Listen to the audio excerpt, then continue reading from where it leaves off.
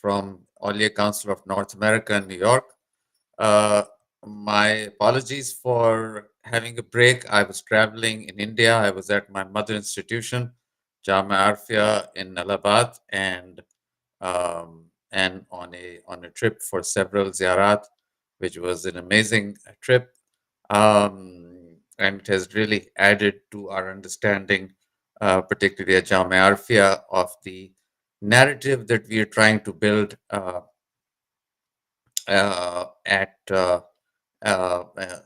during this program.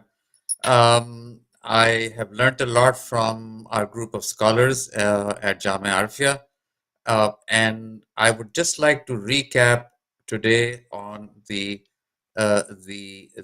learning that we have had from this Marifat program. We've had four programs during this series, and this is the fifth one.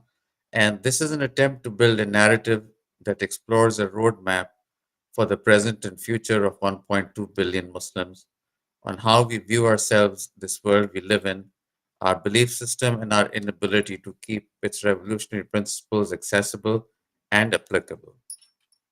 Today's program is a recap, as I said, of what we've learned. And uh, uh, in the series, we've served to set the basis for future thought provocation towards building this roadmap. Today's program is in English. I will have an Urdu translation available in short order. Please look at this as a collaborative and developing effort between ulama and scholars on one hand, and the less informed about our deen, people like myself, uh, who are engaging in a process of exploring our whole history, our narrative, our Quran and Sunnah based principles that indeed have universal applications and, in my humble opinion, have been neglected, and hence we need to look at them uh, with the idea that we can get ourselves out of this mire and quicksand that we are stuck in. I would like to make it clear that this is not a rehash of what went wrong with us Muslims and a lament of our state of affairs for the last 700 plus years, nor is it a reductionist approach to a problem we face as a people.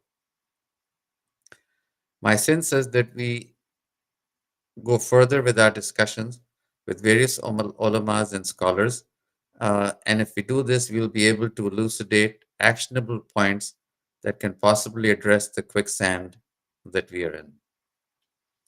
I would like to recap the streams of thought that have preoccupied us in last 700 years, and by any means, this is not an exhaustive nor complete list.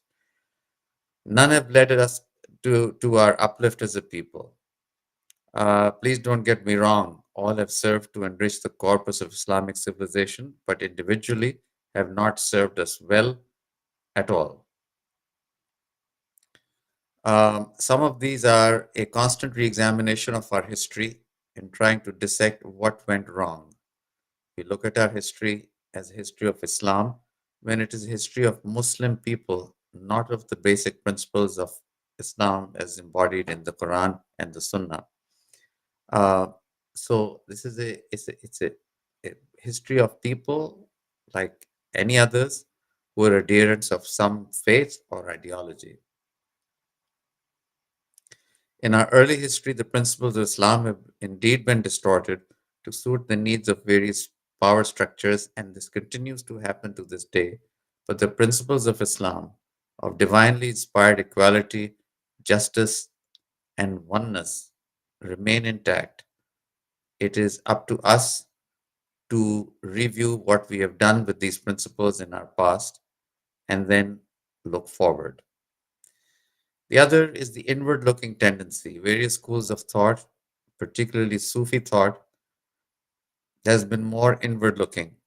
The spiritual development of the individual towards closeness to God and godliness, taking primacy over collective well being and progress as a people.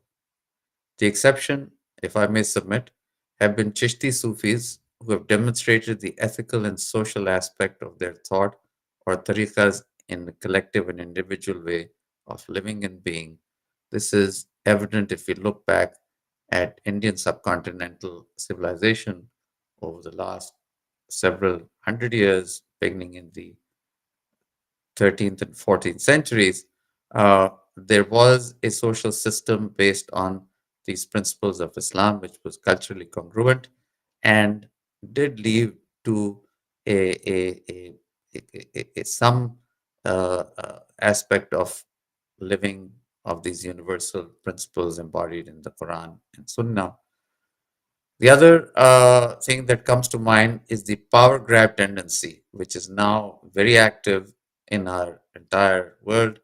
And this has been through political or violent movements based on the idea that gaining power, worldly power, political, territorial, and social power will lead to forceful interpretation of Islamic Quran and Sunnah based principles. These obviously have harmed us more than anything else.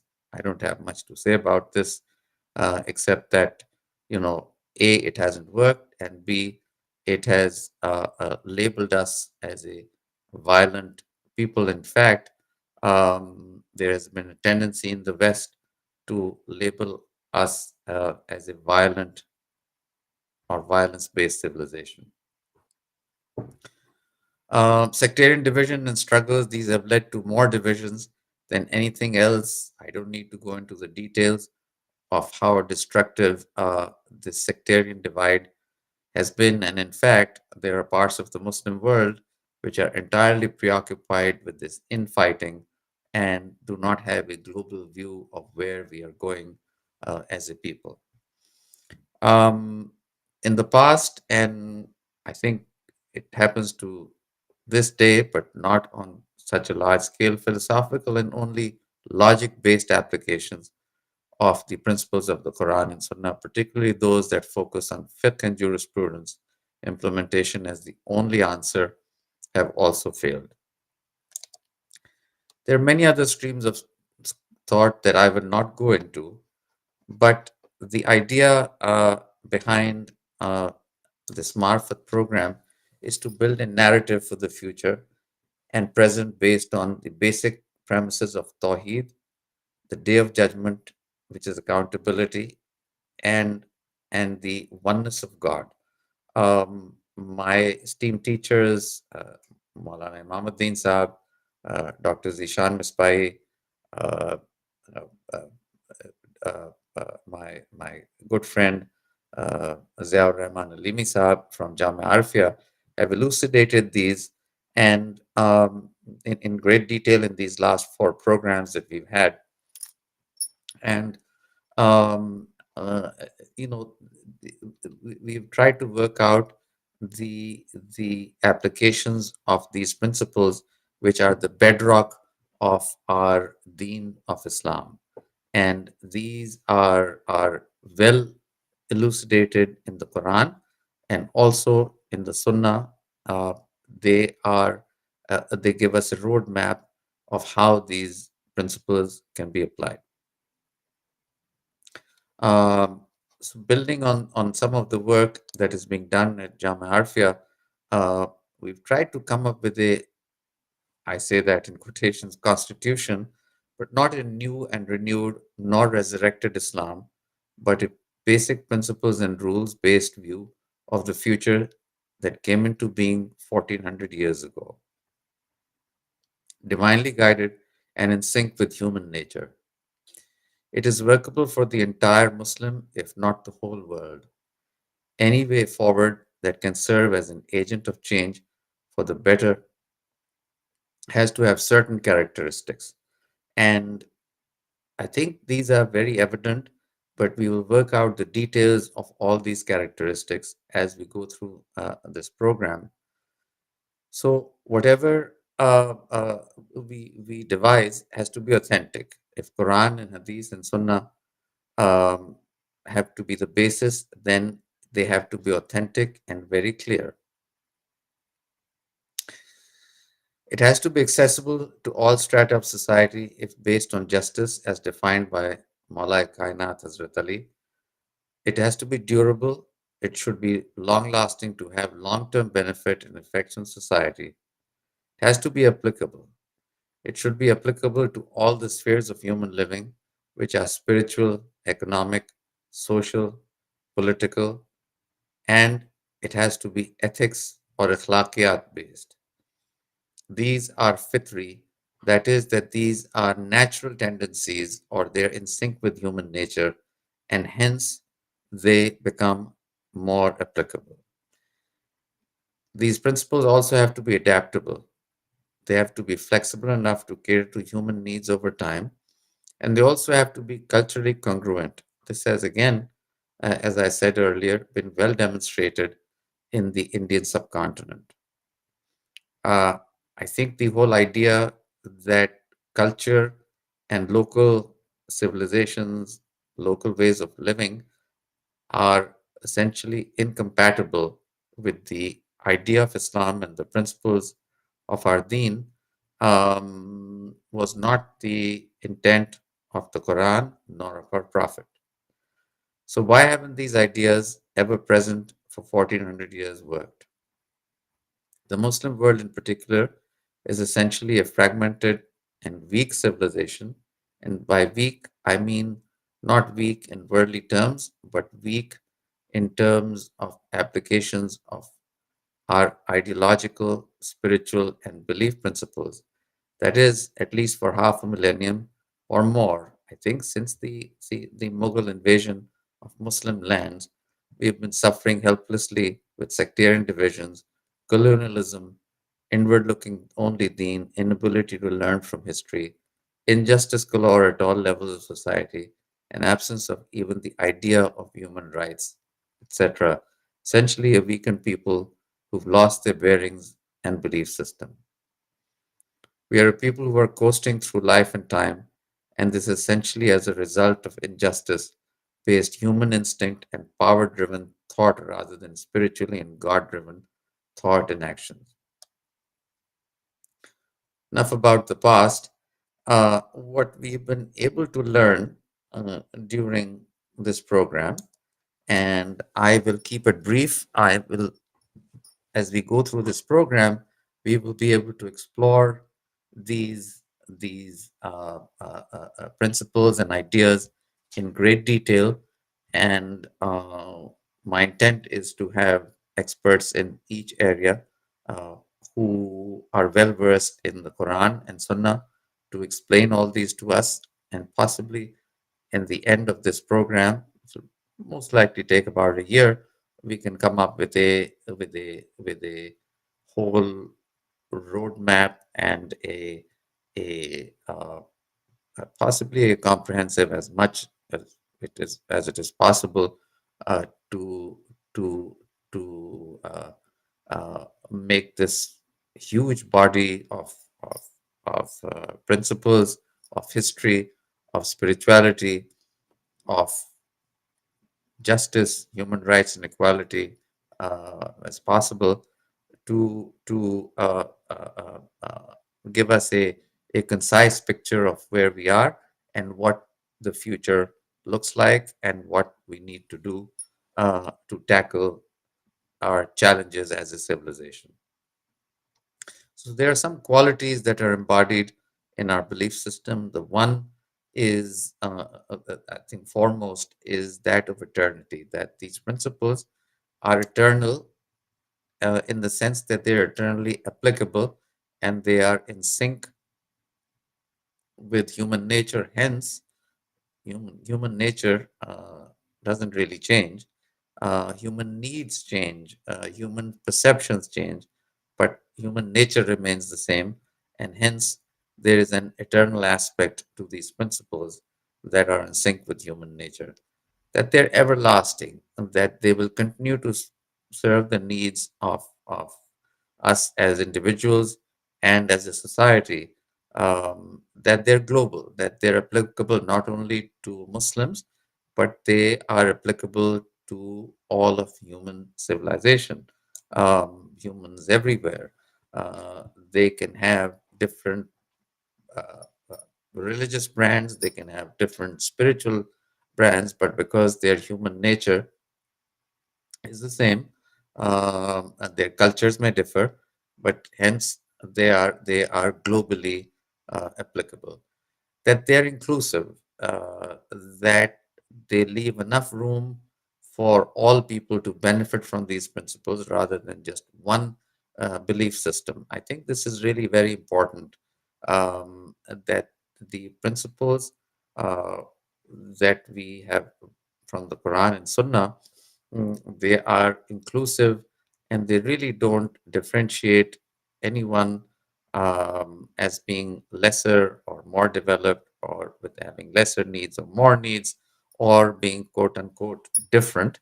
Um, and hence there is this idea of inclusivity as one human body or race. Uh, the other thing that is really very important is the idea of freedom. That these ideas give freedom to the human spirit, uh, to human effort, to the way people want to live, and there is enough recognition of difference between people to allow them freedom according to how they want to live, not compromising on the basic principles of this travel towards God, the unity of God, and hence the unity of mankind. These are really very important aspects. The other is, as I said, the important one um, amongst the major aspects is the unity of God. This leads to the unity of mankind and hence does away with all these man made divisions that have led to so much conflict, that have led to, particularly in the Muslim world, lack of progress. And uh, this ties into the aspect of the unity of humanity and equality of human beings. Um, the other aspect of these principles embodied in the Quran and the Sunnah is that these are religious, and by religious I mean that they are spiritually motivated. They are not just motivated for the benefit of human beings, nor a group of human beings, but that they this attachment or the spiritual aspect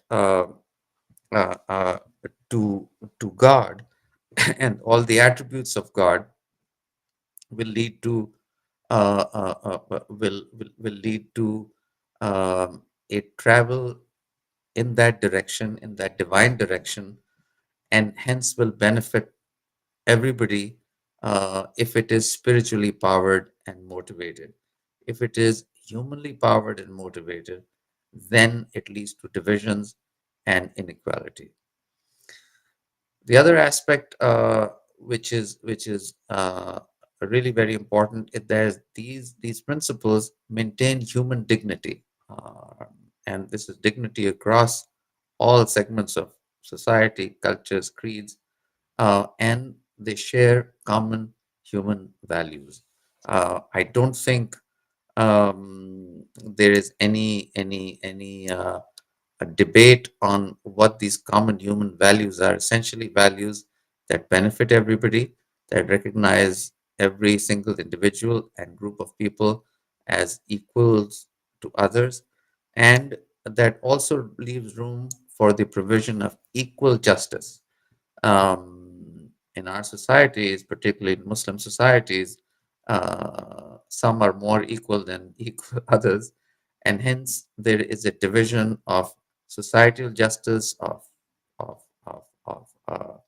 um, justice in our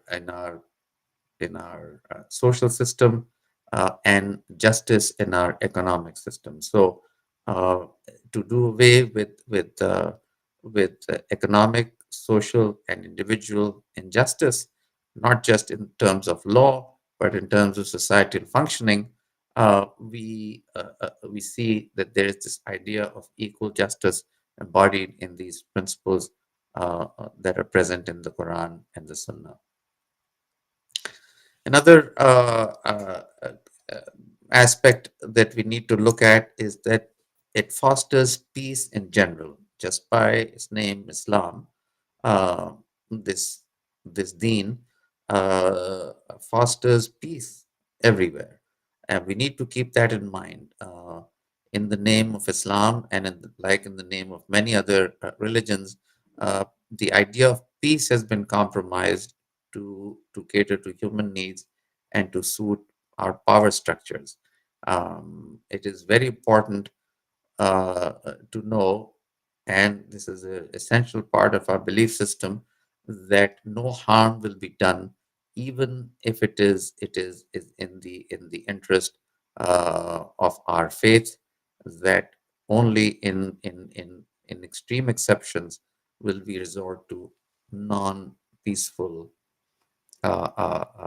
methods to take our belief forward and to take our progress forward. I think this has been compromised right from the early days of Islam, in my humble opinion, since the fifth caliph. We see that this principle has been compromised. Um, there are certain laws that I will not go into at this point. I will request my teacher, Dr. Zishan Misbahi, to lay the further groundwork for this by going into the all the distillation into certain laws that we need to recognize for our progress forward, and on how to build this narrative looking forward to the future. Um, I would like everybody's help in commenting on what we're doing here. It's not only our scholars, but everybody has opinions, and all are valid. And I would really like your comments in how we can put together this framework for our present and future, and not just rehash our history, nor the trouble that we're in all aspects of our civilization, our identity as Muslims, and let's look forward to a future where we can apply these principles not just for the benefit of humankind, but for the khushnudi khuda, which will lead to the benefit of all. I thank you very much. I hope this is not this does not, mm, you know, discourage us from all of us taking part in this effort. And I greatly appreciate the help that has been given to us by our scholars, um, particularly at Jamia Arfia. Thank you again. We will see you at the same time again next week, sa- same day. Khuda Hafiz.